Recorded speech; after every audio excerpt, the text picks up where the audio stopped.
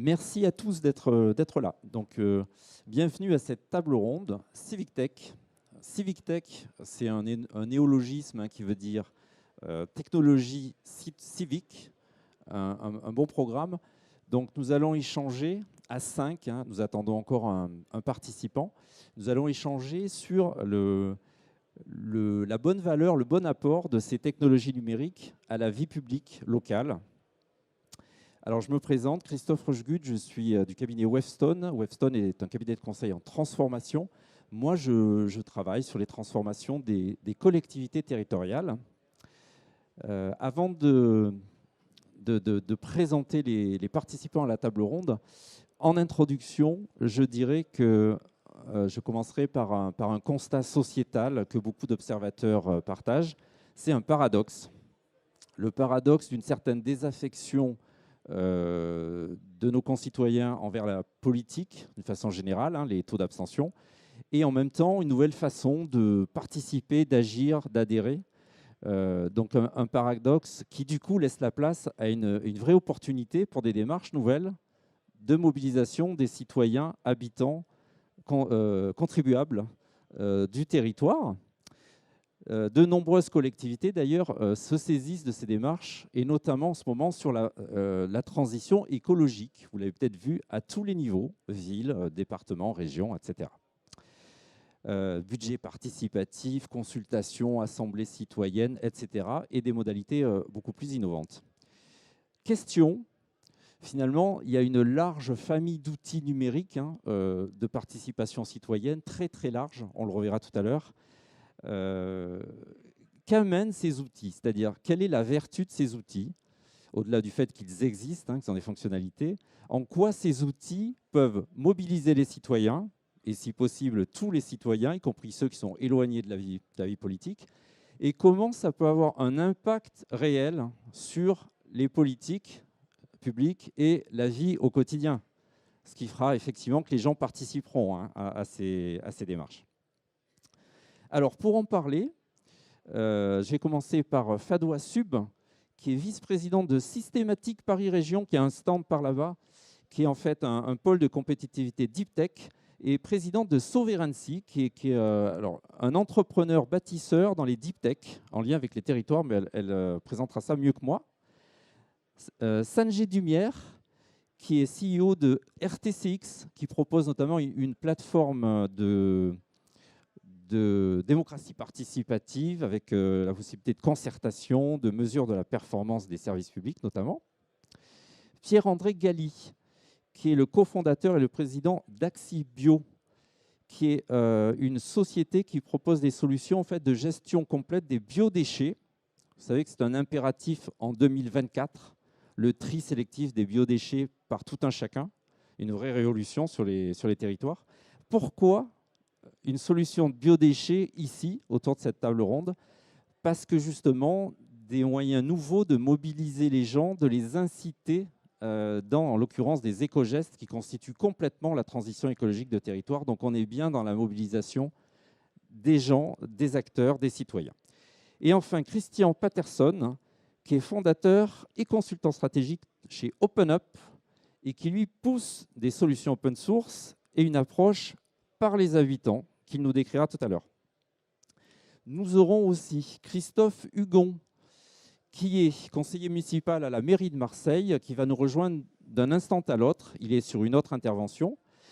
Il est délégué, ça me laisse une minute pour donner son titre, il est délégué à la transparence, à l'open data municipal, au système d'information, au numérique de la ville, au numérique responsable et à la transition numérique. Alors, pourquoi tant d'items? On lui posera peut-être la question. En tout cas, il y en a beaucoup qui font écho à la technologie civique. Je signale que nous, Wavestone, nous publions à l'occasion de ce CIDO un radar des solutions innovantes pour les territoires intelligents en transition écologique. Il recoupe 70 solutions innovantes de start-up ou de sociétés très jeunes sur différents thématiques de la transition écologique de territoire. La participation citoyenne et l'inclusion sociale est un segment important dans ce radar. Pourquoi? Parce qu'on est convaincu que c'est absolument clé pour que la transition écologique se fasse. Il y ait écho entre la transition de chacun et la transition de la collectivité.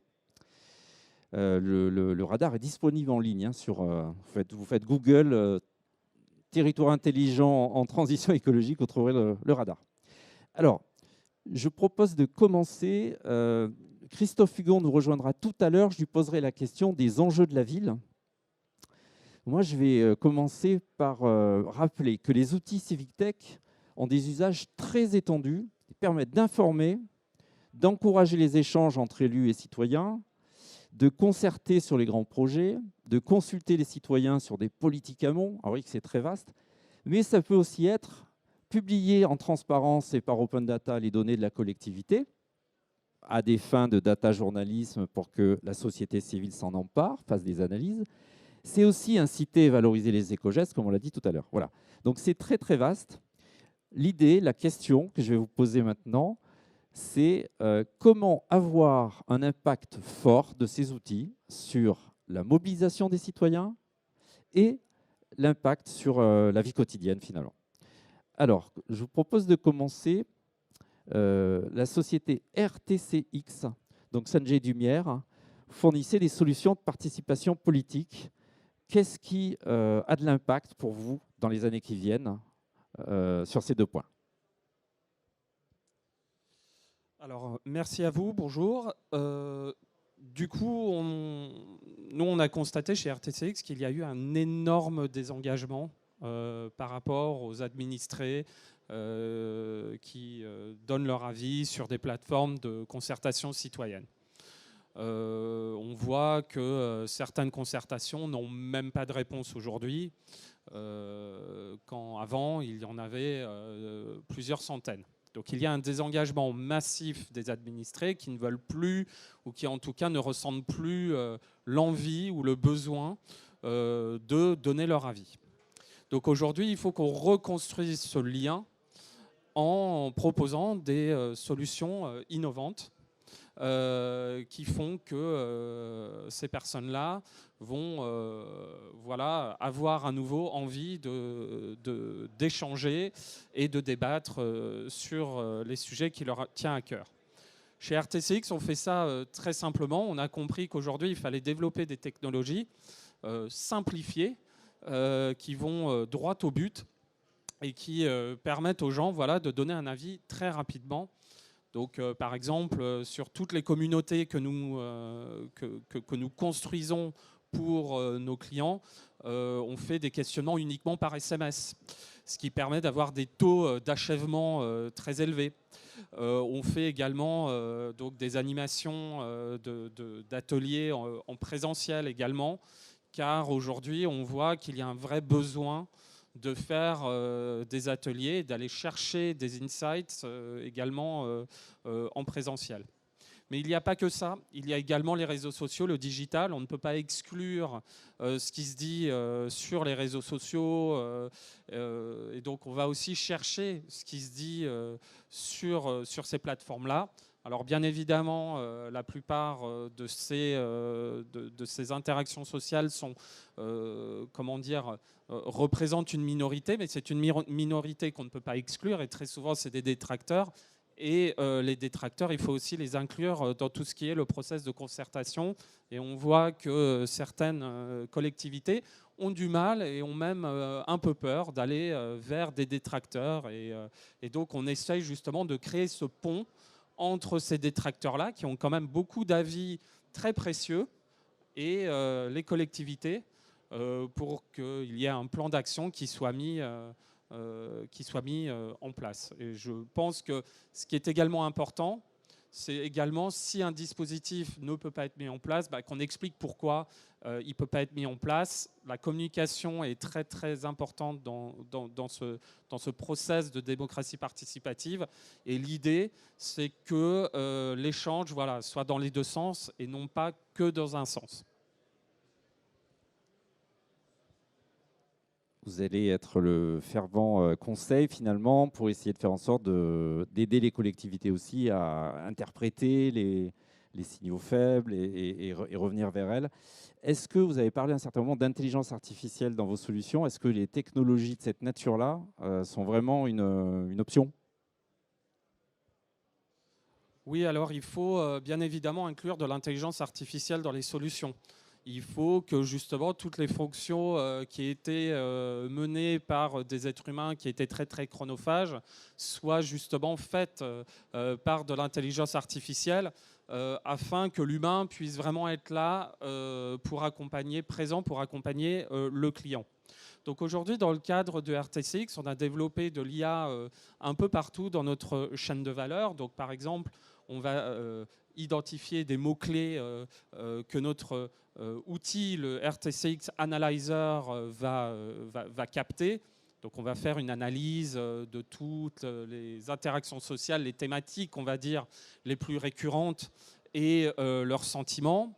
Et notre outil, notre intelligence artificielle, donc, va créer un questionnaire automatiquement, de façon autonome, sur la base des thématiques identifiées, pour par la suite les envoyer aux différents panels que nous gérons pour le compte de nos clients. Alors, ce qui était intéressant, c'est qu'on utilise le SMS. Le SMS peut paraître quand même un mécanisme de contact assez has-been et archaïque, mais en fait, on voit que c'est avec le SMS qu'on génère les taux d'achèvement les plus élevés. Mais à chaque fois qu'un panéliste va justement répondre à un questionnaire, on va justement créer des tags. Donc par exemple, si c'est un consommateur de Coca-Cola, on va lui mettre un tag soda.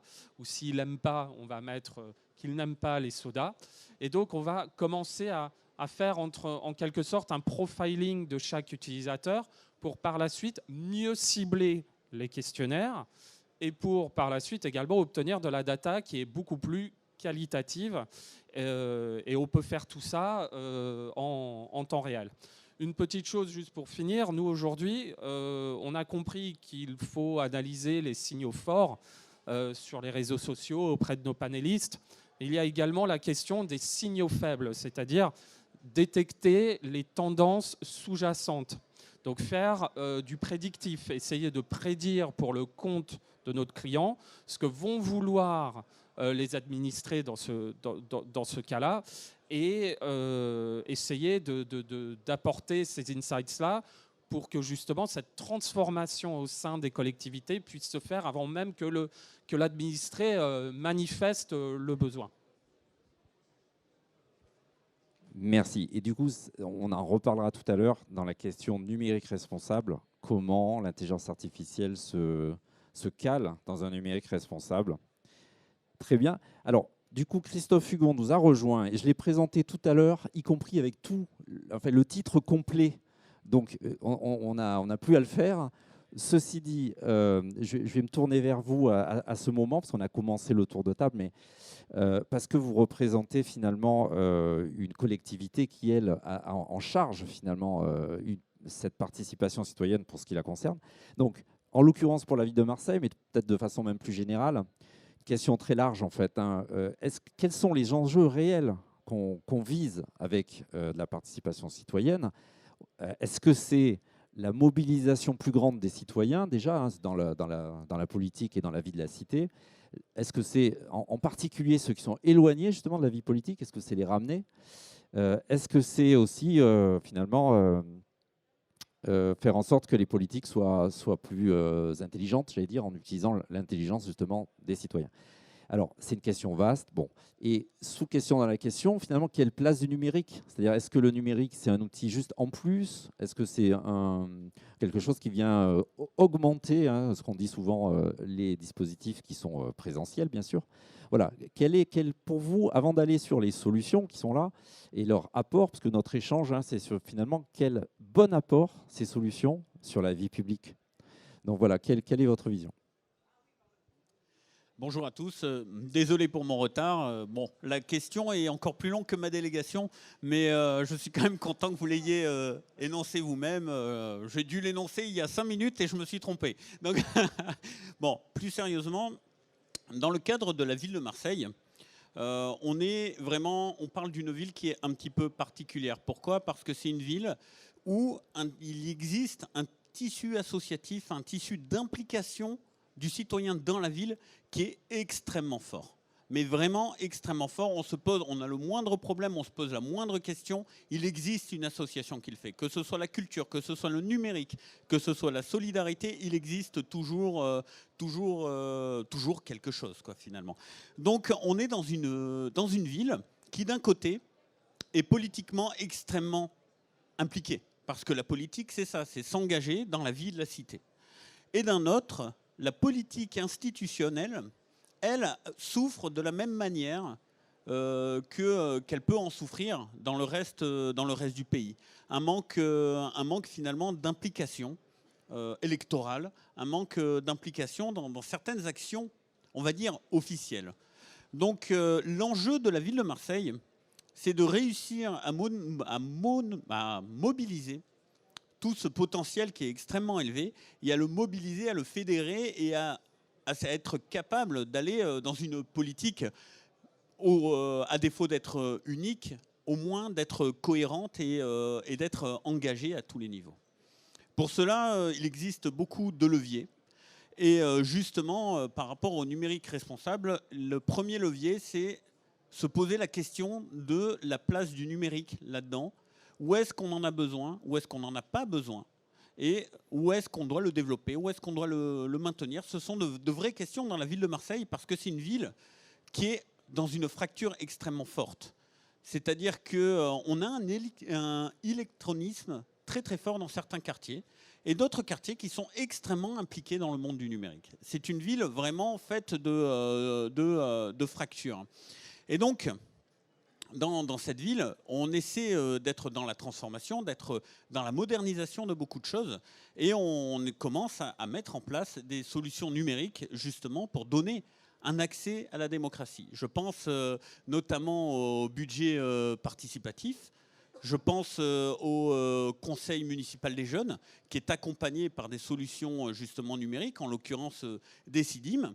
Et je pense à tout cela. Maintenant, il y a aussi la question de l'aller vers et de l'accompagnement de l'accessibilité à la démocratie. Et en réalité, dans notre façon de voir les choses, le numérique fait partie des outils qui permettent d'accéder à la démocratie, mais n'est pas un substitut.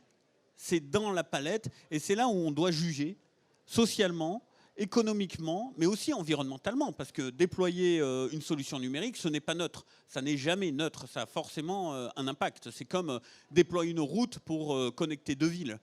Ça va avoir un impact forcément positif d'une certaine manière, mais on aura beau mettre du bitume perméable, de faire tout ce qu'on peut pour avoir un impact minimum, on en aura un. C'est exactement pareil pour le numérique.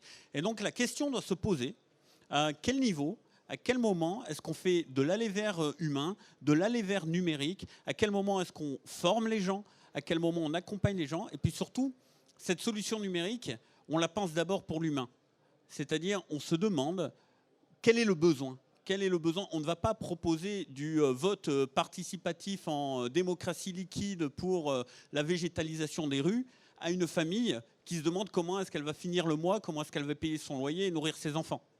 Ça ne répond à absolument aucun besoin. C'est souvent en plus des gens qui sont des familles qui sont en fracture numérique, en fracture à beaucoup de niveaux. Et donc on va prendre en considération ces situations et ces proportions pour déployer quelque chose de mesuré, quelque chose de proportionné aux besoins et quelque chose de réfléchi.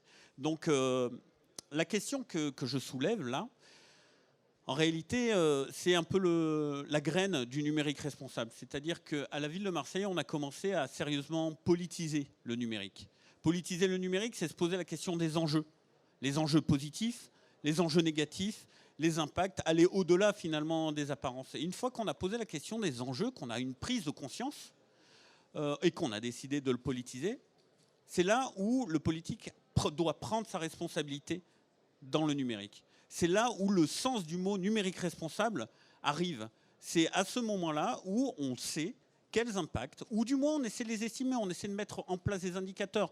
On doit être constamment en situation de dire, eh bien, à ce moment-là, à cette époque-là, quand j'ai pris cette décision, nous savions que, nous ne savions pas que, etc. On a pris ces décisions politiques en conscience et on les a pris de manière responsable, que ce soit les bonnes ou les mauvaises. C'est ça la politisation et c'est ça le numérique responsable dans les collectivités en réalité. Peut-être complément, alors, du coup, ça donne un éclairage à numérique responsable bien plus large que la sobriété, dont on parle beaucoup en ce moment et à juste titre.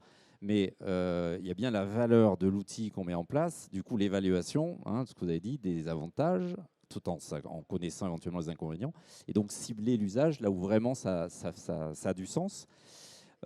Finalement, dans politiser le numérique, est-ce que vous y voyez aussi, j'allais dire, le fait que le politique s'implique dans l'accompagnement du numérique auprès des concitoyens d'une certaine façon, et aussi est-ce que le politique doit se mettre derrière ces dispositifs, sachant qu'il y a une critique souvent qui est faite par les participants à ces dispositifs, c'est l'écueil derrière de la transformation en fait, en quelque chose qui soit concret, etc.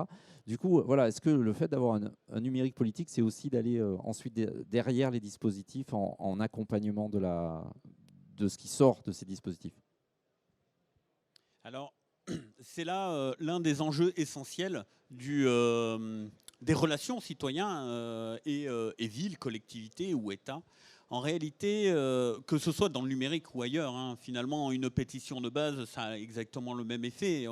Lorsqu'on a décidé de faire une démocratie de proximité, c'est un engagement en réalité, et il faut le savoir, c'est un engagement qui parfois est difficile à prendre.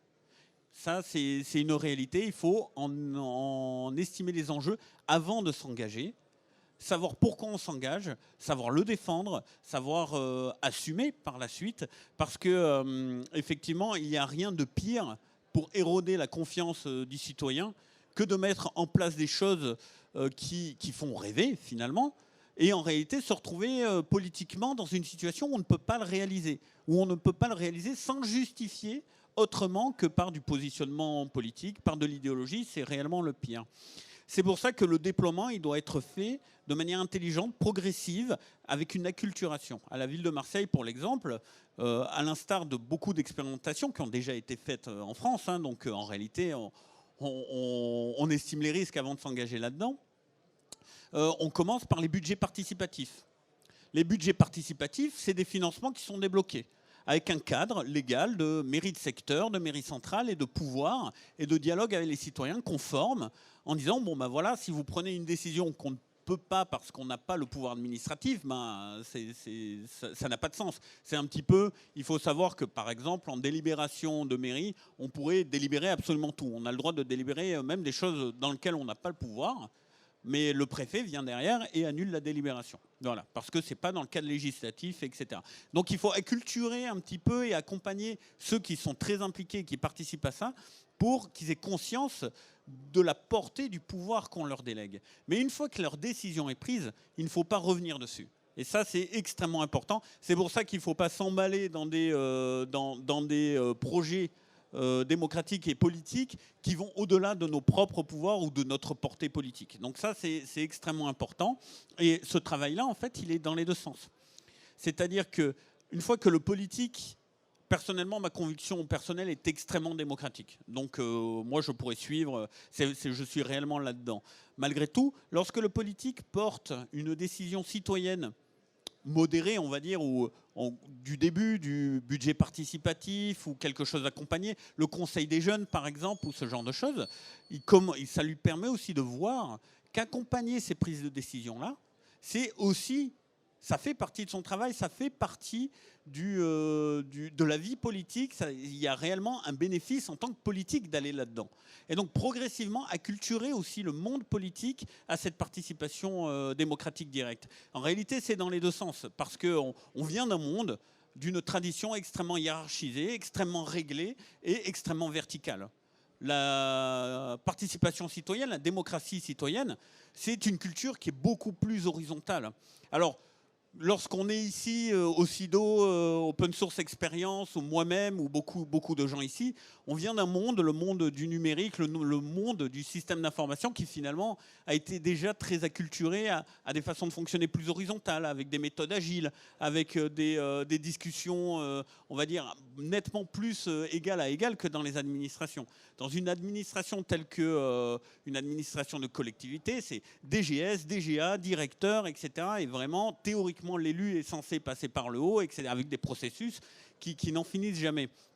Donc cette culture profonde, en réalité, elle doit évoluer pour pouvoir être adaptée à une démocratie citoyenne. L'une et l'autre, pour le moment, ne sont pas directement compatibles. Il y a un travail d'accompagnement citoyen et élu administration à réaliser. C'est pour ça que moi, je prône vraiment l'évolution progressive de ces systèmes. Merci, super intéressant du coup. Culture, transversalité. On a commencé tout à l'heure par des propositions de solutions de participation citoyenne en termes de consultation, voilà, ce qui est vraiment au cœur du sujet de ces outils-là. Du coup, pour faire la transition sur la culture, je vais m'adresser à Christian Patterson, donc d'OpenUp, qui lui promeut un peu, j'allais dire, de renverser la table, même si tout le monde le fait ici, hein, c'est de partir plutôt des habitants, hein, et de leurs initiatives. Bonjour à tous. Donc, en fait, moi, je viens du monde open source, donc qui est de base collaborative et méritocratique, et c'est fondé sur les bases de bon partage à tout niveau. Et donc, ce que moi je fais aujourd'hui, c'est vraiment de proposer et de pousser une initiative qui est lancée au sein de le consortium OW2, qui est un consortium open source fondé à Paris, mais avec un scope, on va dire, européen et plus large. Et cette initiative, il est sur les applications open source, mais surtout sur un nouveau type de technologie s'appelée QuickApp. Donc, j'ai un leaflet, un flyer là. Donc, en fait, en demonstration des QuickApp, on a fait un démo de QuickApp pour la ville de Paris. C'est pas à la demande de la ville, on a juste fait parce qu'on est dans cet événement-là. Et c'est un QuickApp sur le heritage culturel. Et en fait, là, on commence de voir l'entrée du numérique dans la vie de tout le monde parce que, en fait, on est présenté avec cette application une carte. Et dans cette carte-là, les points d'entrée, ça pourrait être les points d'entrée qui sont personnels à nous parce que dans notre village, dans notre ville, on a un repère historique, on a nos familles qui est là ou un arbre qui était significant dans nos passés. Donc, on pourrait imaginer les cultures dans tous sens. Et c'est justement là où je trouve que en ce moment, comme vous disiez, les villes, les mairies ne peuvent pas faire tout. Ce n'est pas possible. Et justement, les personnes, les citoyennes ont tout un historique et tout un patrimoine qui pourrait mettre en œuvre. Donc, je pense qu'il y a une bonne façon de se marier les compétences des gens, les personnalités des gens et l'information que ces personnes mettent en visibilité justement pour les autres, en fait. Et donc, là, on a quelques exemples, un pour Paris, un autre pour une ville en Belgique. Mais au final, ça pourrait être un exemple. On pourrait prendre ce même projet, refaire dans un parc pour faire un nature trail ou ce type de choses. Donc, ça pourrait être sur n'importe quel sujet. Ce qui est intéressant là, c'est par rapport à la sustainability, c'est que les applications sont, les QuickApp, on va dire, au niveau concept, sont les applications qui sont chargées sur les téléphones mobiles à l'instant T.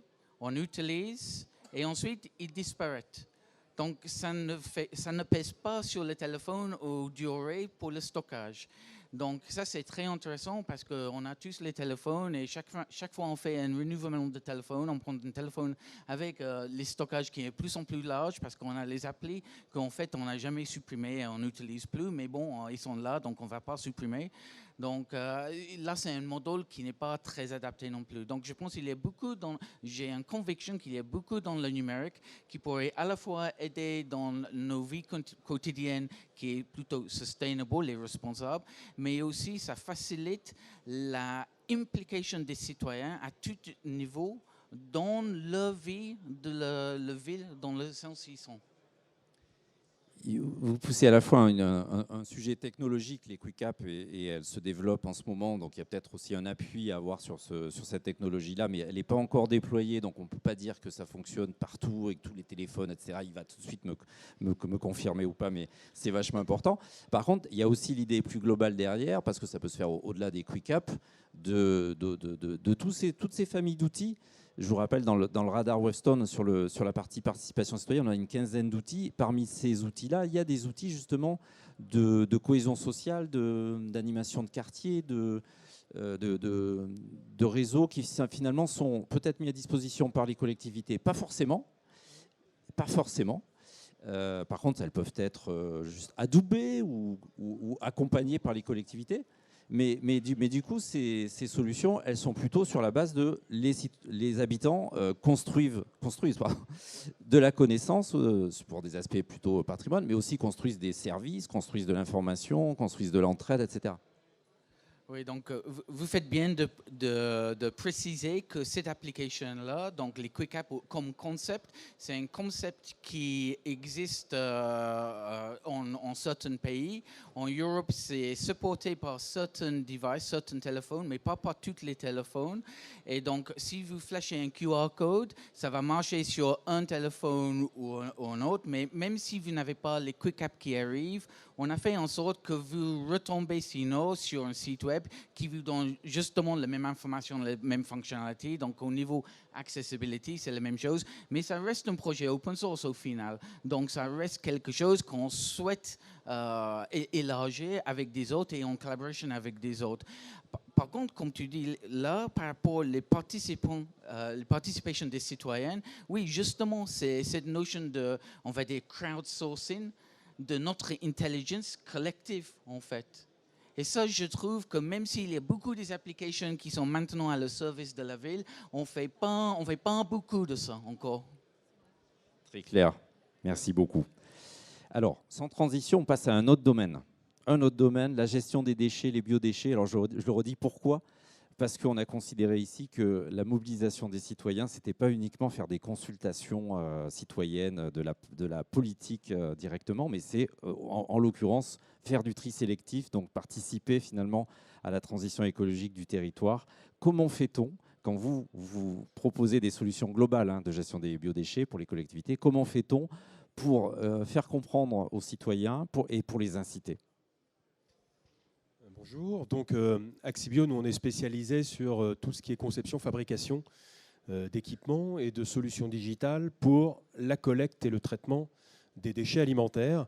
Alors juste quelques mots, les déchets alimentaires c'est 1/3 de nos ordures ménagères, c'est à peu près 80 kg par habitant par an. C'est 12 millions de tonnes à l'échelle de la France, la moitié chez la population. Et donc on a une obligation réglementaire qui concerne toute l'Europe, qui impose à la fin de l'année prochaine au plus tard la mise en place du tri à la source et de la collecte séparée de ces déchets. Ce qui n'est pas sans être un peu compliqué parce que par rapport au plastique, au carton ou au verre, c'est gluant, ça sent mauvais et ça pose beaucoup de contraintes et de réticences. On le fait parce qu'il y a un enjeu écologique, ça permet de produire du gaz. Et le gaz important aujourd'hui, ça permet de produire des fertilisants naturels et ça permet de soulager les filières de traitement. Donc il y a une vertu à le faire. Et alors donc nous, ce qu'on met en place, ce sont des conteneurs, des points d'apport volontaires, qui se positionnent sur la voirie. Et on a un système de contrôle d'accès avec pesée. Donc le contrôle d'accès permet d'établir un filtre, donc d'identifier les personnes qui viennent à la collecte de façon à ce qu'on ne jette pas n'importe quoi. Et dans certains modèles, on propose en plus une balance qui est connectée, donc qui est alimentée par de l'énergie solaire, donc on a un panneau solaire, et donc à chaque fois qu'une personne vient s'identifier, on la reconnaît et on est capable d'associer un poids à un identifiant. et de renvoyer ces informations dans le cloud qui sont restituées ensuite sur les portails web de la collectivité, mais aussi de chaque usager qui peut consulter des statistiques sur ses déchets sur son ordinateur ou sur son smartphone. Donc l'intérêt, il est multiple. D'une part, la collectivité, elle peut savoir ce qu'elle collecte comme déchets, donc si sa collecte est efficace, s'il y a certaines bornes qui produisent plus que d'autres, entre guillemets, s'il y a certains quartiers qui sont plus participatifs que d'autres, et ça permet aussi de sensibiliser les citoyens. Donc ça permet de leur dire, bah voilà, avec vos déchets, vous avez jeté tant, voilà, donc bravo, félicitations, ou peut-être gaspiller un peu moins. Vos déchets sont emmenés dans une filière spécifique qui permet par exemple de produire du biométhane, et donc de dire, bah voilà, votre geste permet de produire X mètres cubes de biométhane, ça permet de faire tant de kilomètres en voiture. Je rappelle qu'une tonne de biodéchets, c'est 100 mètres cubes de biométhane. 100 mètres cubes de biométhane, c'est 1 mégawattheure d'énergie, donc c'est pas rien, en plus de faire 800 à 900 kilos de fertilisants naturels riches en azote. Et 1 mégawattheure, c'est 1300 km en voiture. Donc c'est des choses comme ça qui parlent aux gens et qui leur permet de se mobiliser pour une collecte en percevant bien le sens de leur geste. Et au-delà de ça, on réfléchit à aller un cran plus loin parce qu'on nous le demande, c'est mettre en place un système de comptabilité. C'est-à-dire, bah voilà, vous avez jeté 1 kilo, vous avez gagné un point, par exemple. Et donc, bah, ce point, au bout de temps, je sais pas, ça vous donne une entrée au cinéma, à la piscine, on pourrait dire une participation sur un service public. On réfléchit ça avec certains acteurs pour la collecte des huiles aussi, parce que les huiles, c'est quelque chose d'extrêmement diffus et puis c'est très riche en énergie. Donc on voit que dans un domaine qui est généralement mal considéré, les déchets, l'IoT, le numérique, permet de faire des choses qui sont très très intéressantes. Et alors j'ajoute, je m'éloigne un peu du sujet des villes, mais par extension, ce type de produit permet d'avoir une mesure du gaspillage alimentaire en restauration collective, par exemple. C'est-à-dire qu'au lieu de mesurer ce que dépose un usager, on va mesurer ce que dépose une catégorie de la restauration. Si c'est le retour plateau, si c'est la cuisine, si c'est la production non consommée, etc. Donc en fait, le numérique et les déchets permettent de faire beaucoup de choses et d'aller dans le sens de l'économie circulaire. Voilà. Très bien, merci beaucoup. Je pense que ça fait la transition complète avec Fadoa Sub, qui, je vais reprendre son titre, hein, je suis désolé, qui est à la fois, je vais y arriver, je vais retrouver ma fiche, oui, qui est à la fois vice-présidente donc, de Systématique Paris Région. Je répète, il y a un stand là-bas qui est donc un pôle de compétitivité Deep Tech. Je vous invite à aller visiter. Du coup, et président de Sovereignty, que je suis allé sur Internet, j'ai vu entrepreneur bâtisseur dans les Deep Tech en lien avec les territoires. Du coup, ma question, elle est simple. On a parlé d'usagers professionnels, ça fait le lien. Vous vous adressez finalement beaucoup à ces usagers professionnels-là. Autrement dit, dans les citoyens, il n'y a pas que les personnes, il y a aussi finalement les commerçants, les artisans, les petites entreprises, les entreprises, etc. Comment vous voyez finalement la mobilisation de cet écosystème-là ? Merci. En tout cas, ça rejoint ce que tout le monde est en train de dire. On est assis d'eau, tout le monde par l'IoT, open source, connaît un peu tout ça. Pour rappeler juste, Systématique, c'est le plus grand écosystème Deep Tech d'Europe. Il y a presque 1 millier de membres et ça traverse toutes les technologies dont on parle. Il y a le hub IoT, le hub Data Science, le hub Open Source, le hub Drone. OK. Et puis, il y a 3 enjeux, la transformation de la société, la transformation de l'industrie et des services et des territoires. Malgré toute cette activité, en fait, où la plupart des gens, des grands groupes, des collectivités, des startups, des académiques travaillent ensemble et adressent tous ces enjeux, on se rend compte de cette grande difficulté, ce que vous disiez, le gap entre la compréhension des usagers et ce grand paradoxe qui est que les technologues et les start-upers, on leur a dit depuis 20 ans, il faut que vous soyez spécialisés, et de toute façon, il n'y a pas d'autre choix, et surtout, ils construisent leur modèle économique sur cette spécialisation-là, et sur les feuilles de route des grands donneurs d'ordre que sont Microsoft, Amazon, etc. Donc, pour retomber sur terre et dire, on veut qu'un agriculteur, qu'un viticulteur, qu'une collectivité utilise l'IoT, la data science, l'open source pour plus de productivité, de décarbonation et pour faciliter les usages. Vaste programme. Donc c'est, je pense, le sujet des 20 ans qui viennent. On arrive d'une petite trentaine d'années depuis l'émergence du numérique. Il a fallu un peu que ça se diffuse. C'est un sujet de spécialistes et aujourd'hui, il faut que ça diffuse partout.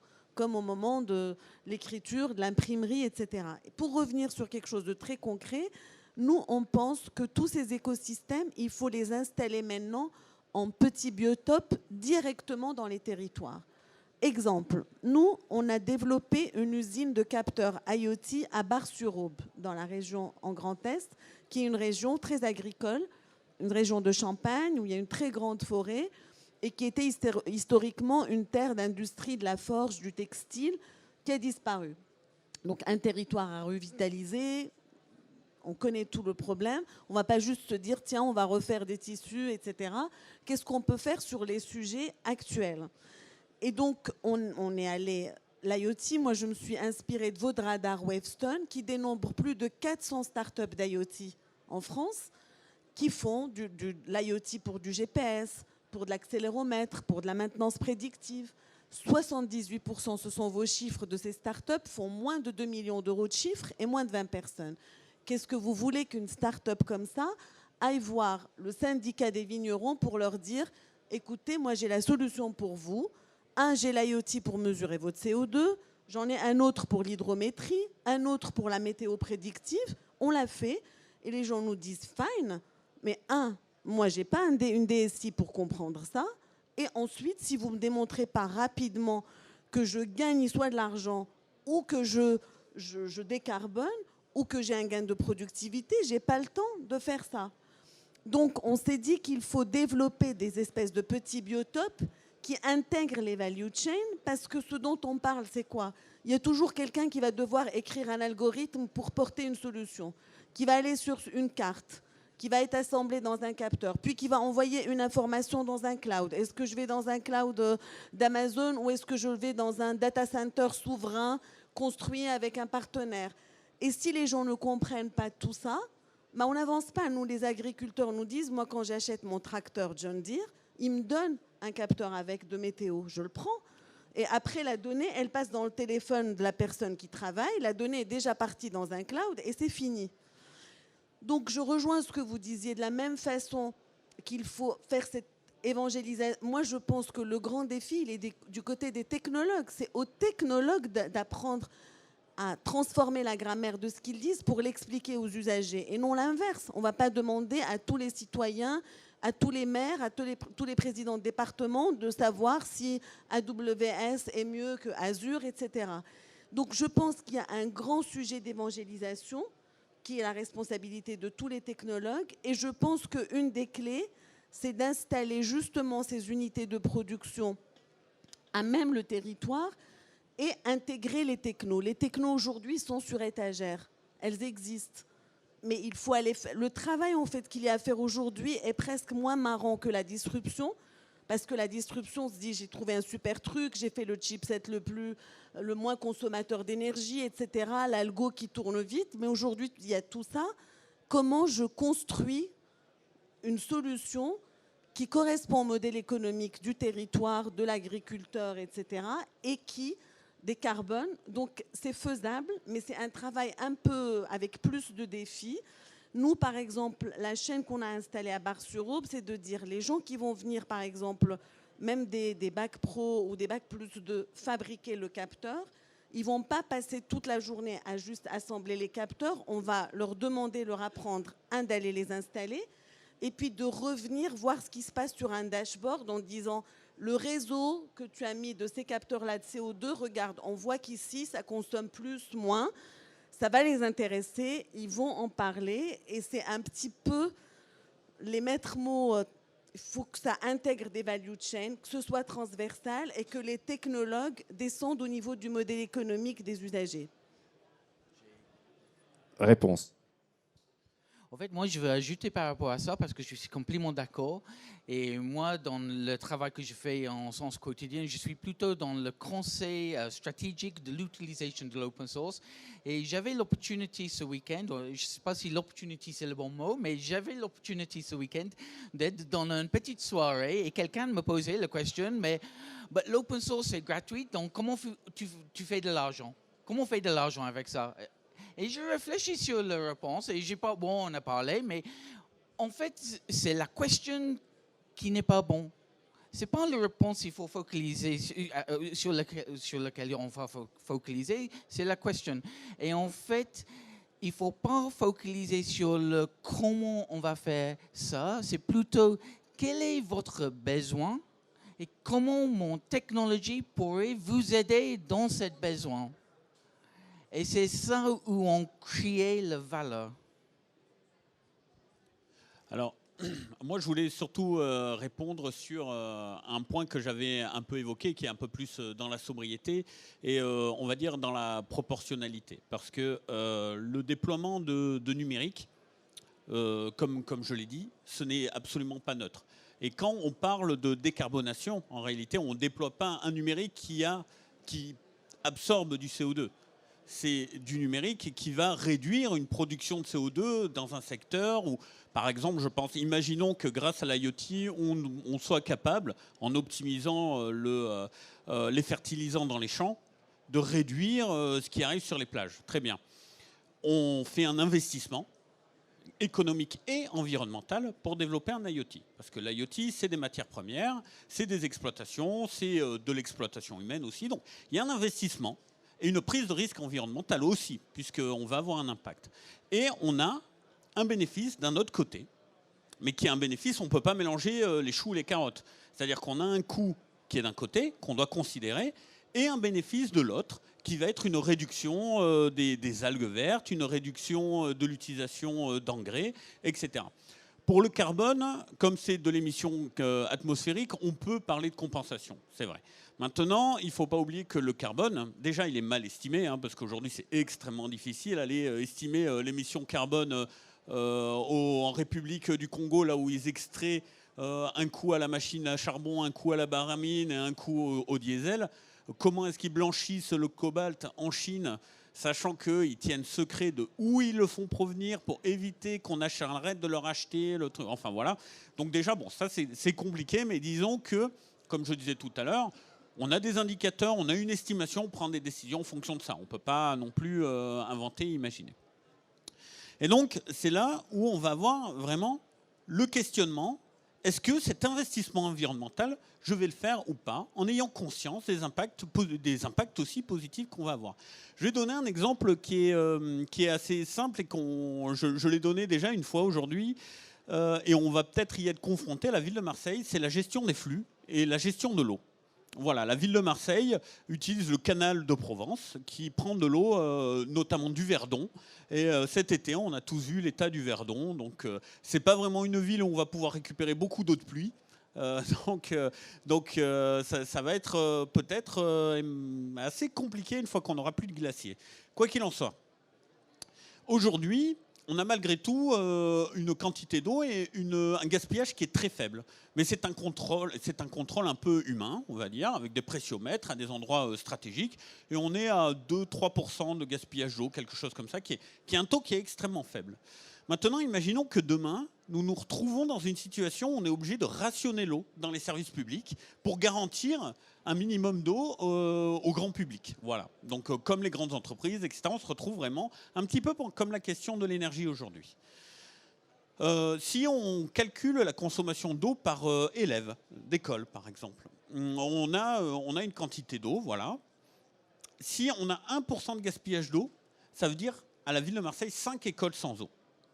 Et donc, on va se poser la question, voilà, là on a un problème critique, on peut faire cet investissement environnemental. On l'estime, on a pour le déploiement de l'IoT, pour le déploiement des serveurs, l'énergie, etc., etc. On a une consommation d'eau à l'origine qui est supérieure à ce qu'on va pouvoir économiser. Globalement, si vraiment on veut être précis, ça va être généralement comme ça. Ce qui va se passer, c'est que soit on est dans une situation non critique, et on va essayer de faire le meilleur contrôle possible en étant sobre, soit on doit gérer une situation critique où il s'agit de fournir de l'eau à des élèves dans une école. Ce sont deux situations complètement différentes dans lesquelles on va faire des arbitrages qui sont différents. Et c'est là où j'ai envie d'amener ici cette réflexion-là, où le numérique dans l'environnement, en réalité, il faut commencer à avoir un discours où on se rend compte que le numérique lui-même, jusqu'à aujourd'hui, on n'en voyait pas tellement la limite. C'était un petit peu comme l'air. L'air, c'est un petit peu infini. On l'utilise pour beaucoup d'usages, même des usages industriels. Et on ne se pose pas la question de l'économie. Parce que l'économie, c'est la gestion de la ressource limitée. C'est là où le système économique arrive. Aujourd'hui, on s'approche de plus en plus à une limite au niveau du numérique. Si on n'ouvre pas de nouvelles mines d'étain, il nous reste 4 ans d'étain dans la production actuelle. Ce qui veut dire qu'on doit aller chercher l'étain dans des régions qui sont en forêt vierge, etc. Et donc cet investissement-là, qui est un investissement environnemental, il faudra le prendre en compte. C'est obligatoire. Et donc aujourd'hui, comme on a cette conception économique qui vient se mettre en place, on l'a établi pour le carbone, mais il faut l'établir un petit peu pour toutes les limites que le numérique nous apporte. Il faut une estimation de prise de risque, une estimation de ce qu'on peut appeler l'investissement environnemental, une estimation du terme dans lequel on va faire cet investissement. Est-ce que c'est un bénéfice à court terme? Est-ce que c'est un bénéfice à moyen terme, à long terme? Est-ce que l'entreprise va survivre à ces investissements environnementaux, finalement, à une éventuelle course en avant? C'est extrêmement important et c'est un curseur qu'il faut être capable aujourd'hui de placer déjà, au moins pour l'avenir. Une dernière réponse, après on prendra une question dans la salle et il faudra qu'on quitte la salle à 27. Dans 2 minutes. Non, mais très rapidement, ce que vous disiez, c'est vraiment... On est tous paresseux, comme vous disiez, avec l'abondance du numérique, de tout. Et là, il faut serrer les boulons de partout. Ce que vous disiez, c'est qu'une collectivité ou un usager doit déjà faire ce que vous disiez. Si vous avez fait le calcul pour dire, voilà ce dont j'ai besoin comme eau, ce que je consomme, etc., le besoin est mieux précis que juste je fais un AMI. Vous voyez ce que je veux dire? Ou je fais de l'open innovation, je rencontre des... Et de la même façon...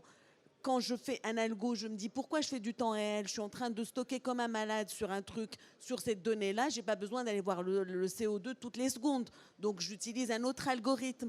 Donc, cet réflexe, ne plus être paresseux de part et d'autre et d'utiliser déjà l'existence, c'est une sobriété. Ce n'est pas de refaire des devs. Les devs sont déjà faits. Donc, se parler plus pour définir les choses. Alors clairement, on va quand même quitter la salle sous peu. Juste, je voulais rappeler qu'effectivement, le numérique, c'est 4% des gaz à effet de serre. À l'heure actuelle, ça ne fait que grossir et ça risque d'atteindre beaucoup plus. Et les métaux, les minerais qui sont dans les équipements numériques sont quasiment pas recyclés à date. Donc c'est aussi un autre problème. Est-ce qu'il y a une question ou deux dans la salle? Vous êtes hyper sage. Vous voulez finir aussi à l'heure peut-être, tant mieux. On a besoin de quitter la salle dès qu'on est poussé par ceux qui veulent prendre la place. Je vous propose malgré tout, attendez, qu'on s'arrête. Il nous reste encore 2-3 minutes peut-être. Vous voulez, Fadwa, je crois, doit partir parce qu'elle a un autre événement. 2 dernières minutes ici. Pendant ce temps-là, si vous avez une question. Oui, je voulais juste préciser qu'il est très important quand on traite de la donnée de ne pas faire comme les GAFAM, c'est-à-dire collecter la donnée, la stocker et puis décider ce qu'on va faire avec. Il faut, ce qui est très important, c'est de comprendre quelle est la donnée qu'il nous faut et ensuite aller la chercher pour mieux l'exploiter. Alors pourquoi on doit faire ça? Premièrement, parce que ça va générer des insights beaucoup plus qualitatives et beaucoup plus précises. Deuxièmement, il y a un risque qui est réduit par rapport... Voilà, donc il y a une réduction des risques de data breach, et ça c'est très important à l'heure de la RGPD. Et troisièmement, on parle de sobriété énergétique, de l'usage de la consommation énergétique. Et ben, quand vous mettez moins de données sur un data center, dans un data center, forcément vous consommez moins. Et vous pouvez justement considérer cela comme un acte RSE et c'est beaucoup plus gérable également pour les équipes de votre structure quand vous savez quelle est la donnée que vous avez, où, à quel endroit. Voilà, ça simplifie beaucoup de choses. Voilà. Ce sera le mot de la fin. Pour continuer, vous avez les noms des participants que vous retrouvez sur le site internet du SIDO, donc vous pouvez toujours aller les contacter ou les voir juste après. Vous avez le stand de Systématique qui se trouve pas très loin, le stand de Wavestone aussi qui est couplé avec celui de la French Tech Grand Paris pour l'opération Ville de demain. Vous pouvez retrouver le radar des territoires intelligents en transition écologique, donc avec une 70 à peu près solutions innovantes sur les mobilités, l'énergie, la participation citoyenne et l'inclusion sociale, les déchets, la partie plus risques environnementaux, etc. Donc je vous recommande la lecture, vous le trouvez sur Internet, vous trouvez facilement. Et merci beaucoup pour votre présence. Merci aux participants, à Christophe qui vient de Marseille, donc qui s'est déplacé de loin, et à nos différents intervenants qui, j'espère, ont trouvé aussi du plaisir à ce moment. Merci beaucoup.